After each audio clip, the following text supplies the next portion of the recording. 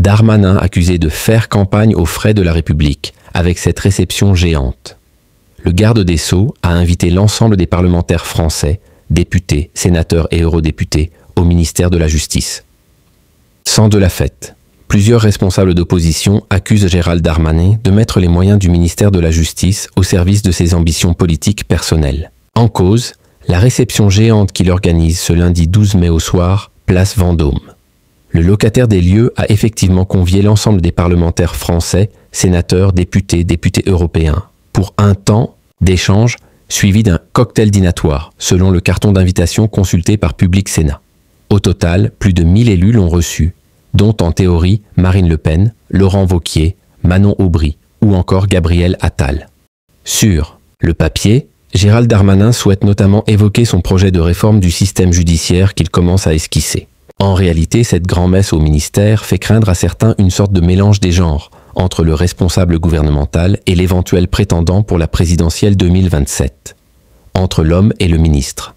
Entre Darmanin et Retailleau, ministre de l'Intérieur, en course pour la présidence LR.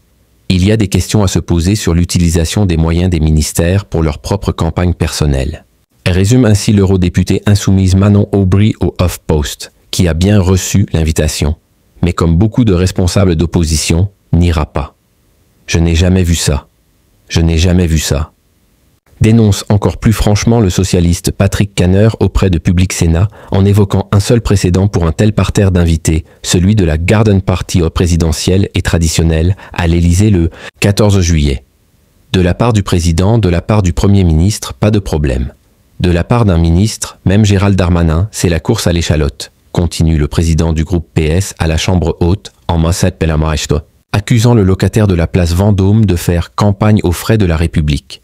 Sa collègue Marie-Pierre de la Gontrie évoque également une initiative pas sérieuse, et surtout très calculée, à l'heure où Gérald Darmanin avance ses pions vers 2027, comme prétendant ou personnalité incontournable pour l'après-Macron.